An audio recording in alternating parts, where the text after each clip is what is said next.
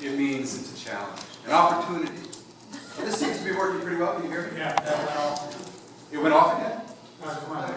You hear me? On and off, on and off. All right. Well, if it gets too weird, let me know and I'll shut it off. But I'm going to leave it going right now. What I'm going to try to do today is talk to you about a couple of things in American history that intrigued me, notably the Great Awakenings. How many of you have heard of the term Great Awakenings? Good. U.S. history students. Most people agree about the First and Second Great Awakening, first about early 1700s, Second Great Awakening, early 1800s, but then there's debate about which is the third, fourth, fifth, sixth, how many they've been. What I'm going to try to say today is that what I see in a series of Great Awakenings in the United States is an evolution towards a less self-occupied, self-concerned Great Awakening to an awakening that embraces the entire world. And I'm hoping that we can continue this expansion of concern in a Great Awakening that includes all forms of people, not just traditionally theistic, but humanists, secularists, atheists, and so on. That's what I'm going to try to do today. I'm told that I need to say that often because I go on and on and on. People forget what the heck he was saying. So that's what I'm telling you. So I'm going to begin with this request for you. I'm going to ask that you imagine that the year is 1741. And you are in Northampton, Massachusetts, home of the Ministry of? Jonathan Edwards. Jonathan Edwards, but you knew. You cheated. You knew. I studied history. You studied history too. And you're listening to a sermon by Jonathan Edwards called Sinners in the Hand of an Angry God, where he cites Deuteronomy 32:35, a reminder of God's vengeance that smote wicked, unbelieving Israelites centuries ago and threatens each and every one of you today. I visited Northampton a week ago, by the way, to see the site of the first Great Awakening, where it really began. And this religious revival awoke people all through the United States to the importance of living righteous lives. The motivating force behind this, however, was an angry God. So this is what it might have sounded like. All these words were Jonathan Edwards from this speech, slightly edited because I don't think you want 2 hours of this. There is no fortress that is any defense from the power of God. Though hands join hand in hand, vast multitudes of God's enemies combine and associate themselves, they are easily broken apart. They are as great heaps of light chaff before the whirlwind, or dry stubble before the devouring flames. We find it easy to tread and crush a lowly worm that crawls on the earth. So it is easy for us to cut or singe a slender thread that anything hangs by. Thus it is easy for God, when He pleases, to cast His enemies down to hell. What are we that we should think to stand before Him, and whose rebuke the earth trembles and rocks are thrown down? They are now objects of that very same anger and wrath that God is expressing in the torments of hell. And the reason why they do not go down to hell at each moment is not because God, in whose power they are, is not very angry with them, as He is with many miserable creatures now tormented in hell, where they feel the bear, the fierceness of His wrath. Yea, God is a great deal more angry with the great numbers that are now on earth. Yea, doubtless with many that are now in this congregation, who may it be at ease than He is with the many of those suffering in the flames of hell. Natural men are held in the hand of God over the fiery pit of hell, and they deserve the fiery pit. They're already sentenced to it, and God is dreadfully provoked. His anger is as great towards them as they are for those actually suffering the executions of His fierceness now in hell. And they have done nothing in the least to appease that anger. Neither is God in the least bowed by any promise to hold them up at any moment. The devil is waiting for them. Hell is gaping wide for them, and the flames gather and flash all around them, and would fain hold them and swallow them up. Your wickedness makes it as if you were heavy as lead, and to tend downward with the greatest weight and pressure towards hell. And if God should let you go, you would immediately sink downwards and swiftly descend and plunge into the bottomless gulf. Your wickedness makes you as heavy as lead, and the wrath of God is like the great waters that are dammed up for the moment, But they increase more and more and rise higher and higher till the outlet is given and no longer the stream is stopped, and the more rapid and mighty its course when once it's let loose. It's true that the judgment against your evil works has not been executed hitherto. The floods of God's vengeance have been withheld. But your guilt in the meantime is constantly increasing, and you are every day treasuring up more wrath.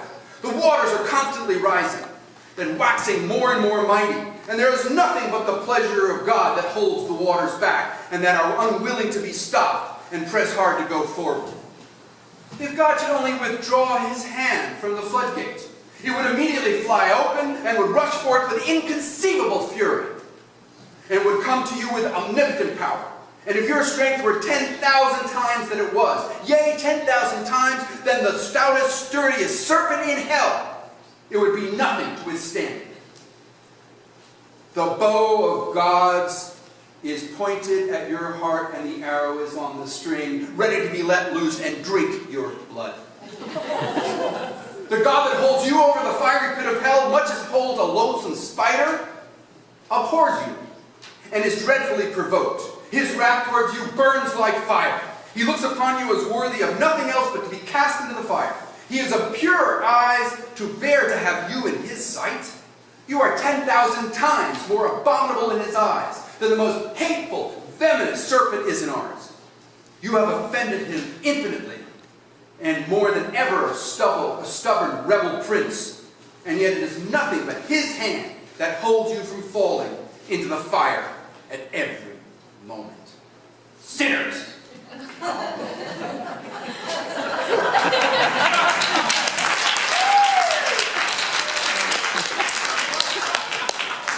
You want more of that? How awful. I'm sorry, I mean, how spiteful and mean and cruel are these thoughts?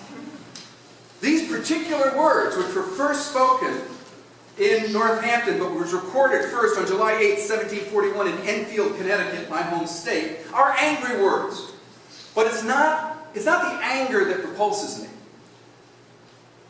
There's plenty to be angry about, right? I mean, I'm angry about the fact that teenagers, especially if they happen to be black and men, have to fear for their lives on our city streets every day. I'm angry that we have a prison-industrial complex that's more interested in profit than people. I'm angry at the fact that we have a new Jim Crow funneling neighborhoods into our criminal justice system. I'm angry about the subjugation of and violence towards women every day in some of the most hallowed halls of this country and in homes in every neighborhood. I'm angry about the 10,000 children every day that die from hunger or hunger-related diseases. Well, while I sometimes am suspicious of anger and fearful of emotional manipulation, strong feelings in and of themselves are not a problem. The evangelical preachers of the First Great Awakening used feelings to promote a sense of mission in the American colonies. They urged us to be a city on a hill, an example for everybody to see of moral living. To be an example in and of itself is not a bad thing either. Neither is the uniquely American brand of individualism that was a part of the First Great Awakening. In a book by James Turner called Without God, Without Creed, he notes how the First Great Awakening reinforced what he called a, quote, growing individualism and focus on freedom in America. And in meeting God face to face through faith, as it was called back then, people began to be awoken to the awesome responsibility and rights of the individual. So this religious revival of the early 1700s really contributed a great deal to the revolutionary thoughts that demanded freedom of conscience and speech and broke us from England.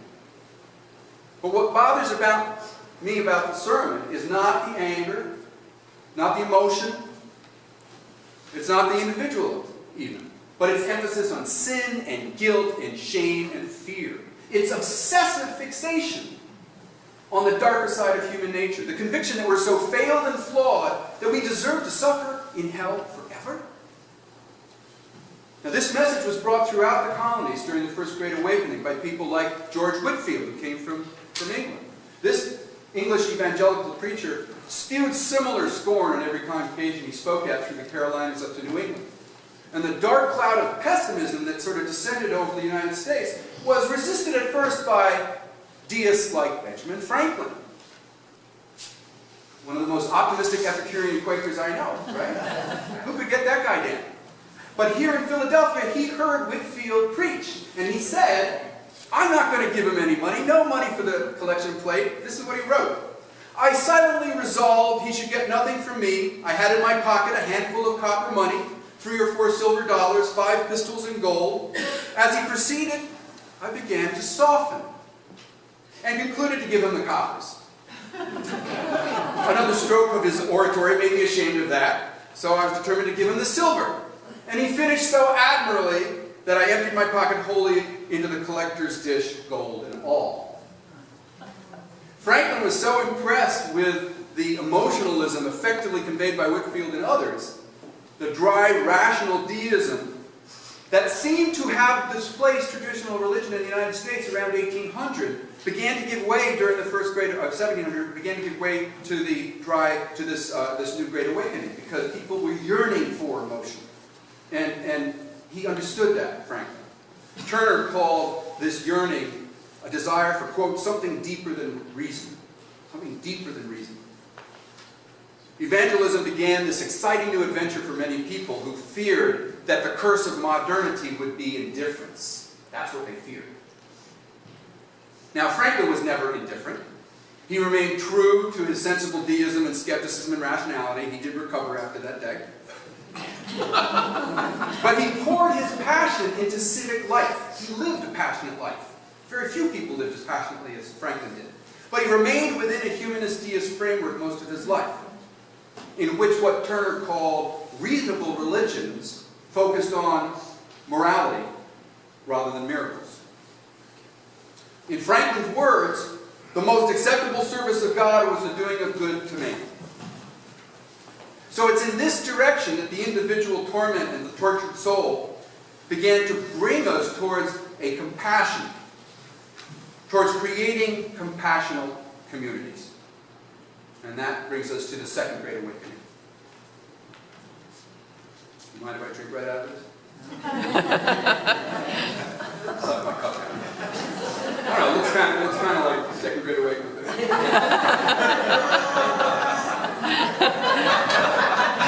Alright. So a century after the First Great Awakening, the Second Great Awakening bubbled up this yearning again in what was called the Second Great Awakening. People were seeking this intense, direct, emotional experiences of religious nature. People like William Miller were driven to create new religions in the United States. Early 1800s, when all these new religions started. And they borrowed a lot from the First Great Awakening. Like Jonathan Edwards, Miller shared both a very poor opinion of human nature and terror over what awaited him after death. So he spent a lot of time worried about the torments of an afterlife and repented for his sinful and corrupted nature. And this revivalist alarm that went off around 1800 generated much reform. It fueled campaigns for the abolition of slavery, for women's rights, for personal temperance, for civic compassion. Of course, strictly speaking, William Miller and the followers who eventually founded the Seventh-day Adventist Church saw that the hard work of reform was God's responsibility. That's how they saw it. They believed that only through the second coming of Christ would we all be cleansed and purified. So thankfully, the Second Great Awakening did overflow the churches and led to greater civic compassion more generally, a greater faith in the inherent goodness of all people. It moved us from this myopic focus on personal salvation, evident in the First Great Awakening, towards institutional reform. It was less apocalyptic, less bleak, and it included positive attitudes within transcendentalism and many liberal religions, like Unitarianism and Universalism. And it was about making this world a better place. So John Murray, who was a young preacher who broke away from George Whitefield's spell earlier during the First Great Awakening, brought Universalism to the United States, and he set up his center in Lacey Township, New Jersey, where I go with fellow ethical culture leaders 3 times a year for our meetings. That's where Universalism came to the United States. Murray preached about a loving God. He taught that all people would be saved through Christ, that, like Quakers, everybody possessed some inner light. Murray left behind the angry God. He said, "You may possess only a small light, but uncover it and let it shine. Use it in order to bring more light and understanding to the hearts and minds of men and women. Give them not hell, but hope and courage. Do not push them deeper into their theological despair, but preach kindness and everlasting love of God. So Universalism and other liberal religions of this time, around the 1800s, drew upon this growing, quote, Victorian assumption of humanness. Those were Turner's words. About the belief that part of being a human being is our forgiveness, our tolerance, our respect for one another. And social reform found a new and more positive source of motivation, the goodness of all of us. So it suggested, for example, that all children of a loving God should not be placed in chains and whipped and branded. Which is one reason why Charles Finney, a preacher, became an abolitionist. He was president of Oberlin College, a hotbed of radicalism then and now. And he rejected old divinity Calvinism. He was still attached to the idea of an angry God. He was a Presbyterian that hadn't fully let go of his faith. But he did see good works as evidence that you were saved. Good works began to be something that mattered. So when Minister Lyman Beecher, the father of Harry Beecher Stowe, broke away from Presbyterianism completely from the congregational pulpit, he went further than Finney. He embraced the idea that sin was not an indelible part of the human character. Sin was what you did or what you didn't do. Saving others might help you save yourself. It mattered what you did.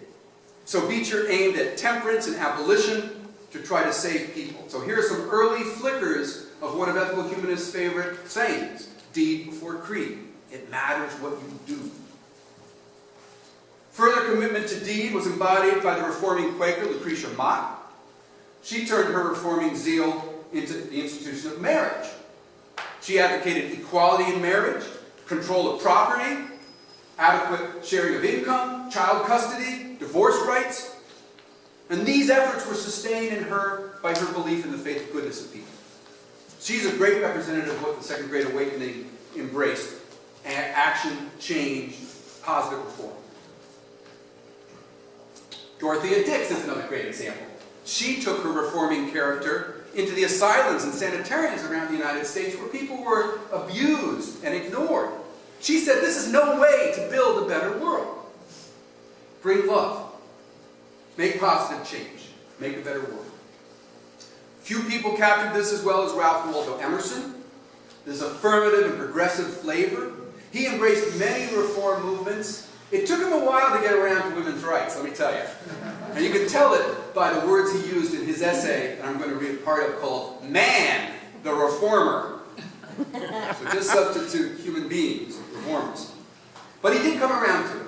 And the point of Emerson was saying that all human beings are responsible for reform. This is a speech he gave in 1841. He said, "What is man born for but to be a reformer? A remaker of what man has made, a renouncer of lies, a restorer of truth and good, imitating the great nature which embosoms us all, and which sleeps no moment on an old past, but every hour repairs itself, yielding every morning a new day, and with every pulsation a new life. The power which is at once spring and regulator in all efforts of reform is the conviction that there is an infinite worthiness in man." And Emerson, Margaret Fuller, Henry David Thoreau, and other idealists believed that they could create a better life by creating their own little communities. So you had a movement in the Second Great Awakening of these utopian communities, like Fruitlands and Brook Farm. I don't have time to go into them now. But they believed that these communities, Shakers were another example, said that they could bring compassion and reform by breaking away society and doing their own little experiment and then spreading it. So while many of these communities failed and while the reforms only went so far, I think it was a great improvement over the message of the First Great Awakening. So further improvements, I think, occurred in the broadening of the campaign for reform to the most important tool of modernity, government. I see in the rise of populism and progressivism in the late 1800s and early 1900s many shades of the First and Second Great Awakenings. We can begin with the populist Williams Jennings Bryan, who for workers and farmers, were seen as their savior. And he gave evangelical-like speeches. Victimized by corporate profiteering and social Darwinism, workers and farmers embraced Bryan and cheered him at the 1896 Democratic National Convention when he was running for the presidency, and he gave his speech called A Cross of Gold. Thank you.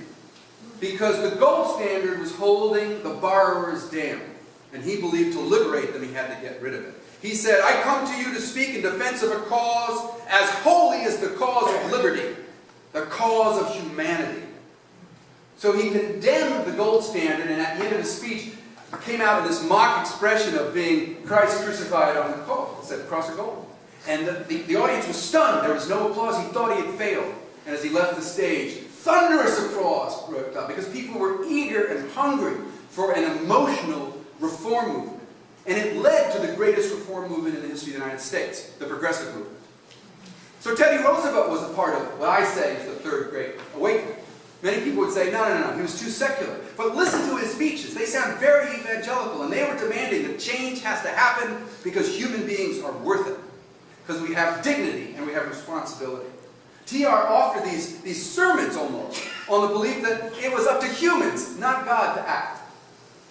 He offered to an America hungry for an ethical revolution, one that was pragmatic and this worldly.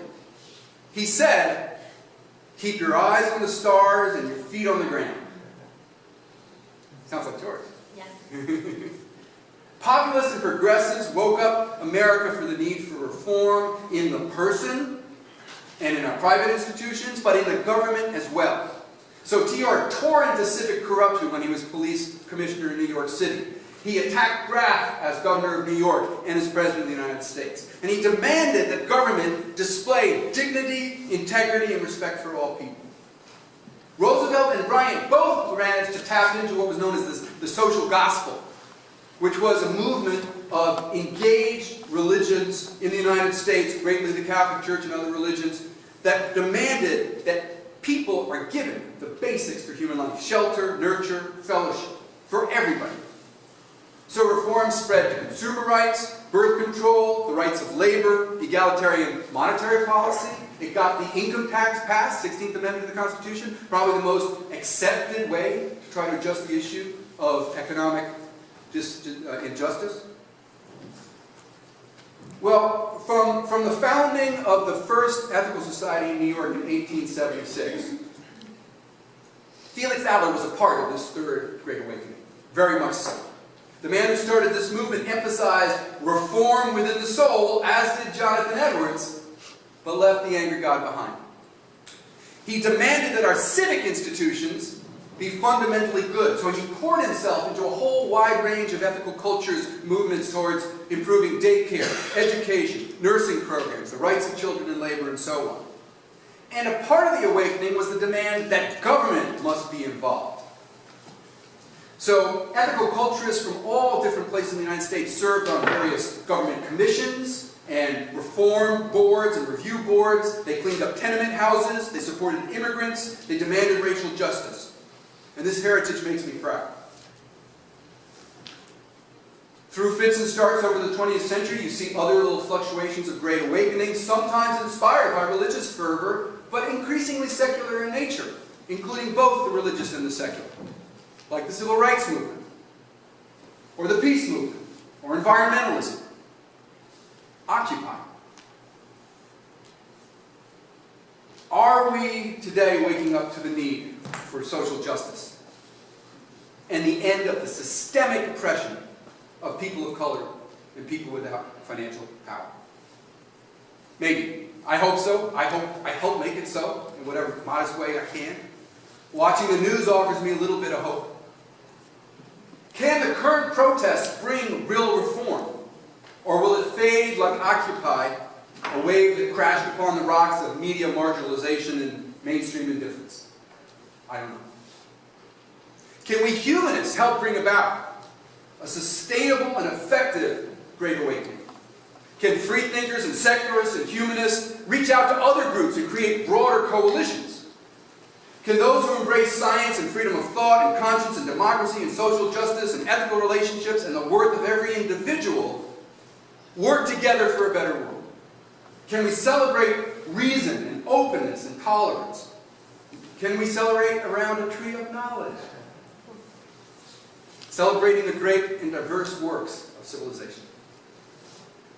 It's probably my 25 years of teaching history that make me love the Tree of Knowledge ceremony that we do every year. Because history has taught me, many of the history books that you'll see on the tree, has taught me that human civilization can make progress. We can make the world a better place. History has taught me that we can do that while at the same time letting go what doesn't serve us. It's taught me that I don't need an angry God to beat and twist me into righteous compliance with moral law. History has taught me that caring about those in need goes beyond that, and civic and communal cooperation can channel human compassion. History has taught me that we need to broaden our circle of concern. It's taught me that a strong, progressive government can, if we insist, ensure more equal justice under law. But we have to demand. Finally, history has taught me, especially the history of the Great Awakening, the importance of the human heart. I think that it's central to the waves of passionate awakening, this yearning for justice, for integrity, for compassion and connection. Is it possible that a progressive humanism can't grow by reason alone? Can we as humanists access broader sources of motivation to get us off our butts to change the world? Can we use music and art and poetry and passion to help change the world? Humanists can't wait, we will not wait for God to do it for us. We will not call, as Charles Finney did, on supernatural forces to do what has to be done. Reform is our responsibility. Reform can be passionate, it can be angry. It's okay to feel fury over injustice. But if our passions to be most effective, it has to be directed rationally to the needs of the world, not shot like an arrow at our heart by an angry God condemning us and crippling us. The angry God of sin and guilt and shame, I think, is a dangerous God. I think it twists and perverts our basic goodness and beats us back into ourselves, away from the rest of the world. I don't think you can create a loving world on the ashes of psychological repulsion and spite and malice. I think there's enough suffering in the world. I don't think you have to revel in it inside. You have to get outside of yourself and change it. Most of all, I want to know if as humanists we can help make sure that this contemporary awakening that I'm hoping is going to occur is going to broaden our circle of concern. That will help others and ourselves avoid this self-focused, absorbed, exclusive quest for individual salvation. I don't believe it.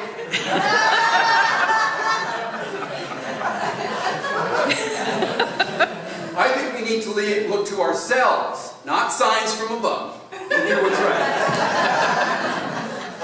So my question to you, ending today, can we here today turn ourselves to the needs of others in a compassionate, great awakening? We need to think less like Jonathan Edwards and more like Robert Ingersoll, who said, happiness is the only good, the time to be happy is now, the place to be happy is here, and the way to be happy is to make others so. Yes. Others.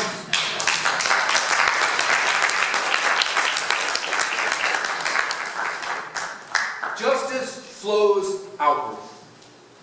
It reaches beyond personal salvation, beyond our tribe, beyond our race, beyond our gender, beyond our orientation, beyond our nation, beyond our species. It embraces all.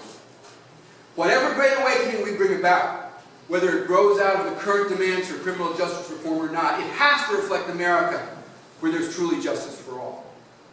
So we have to wake up to racial justice and end new Jim Crow. We have to wake up to economic justice and demand living wages. We have to wake up to reproductive choices and give women the rights of their own bodies. We have to wake up to the needs of our children and feed them. We have to wake up and save the planet. That would be a great awakening. Thank you very much.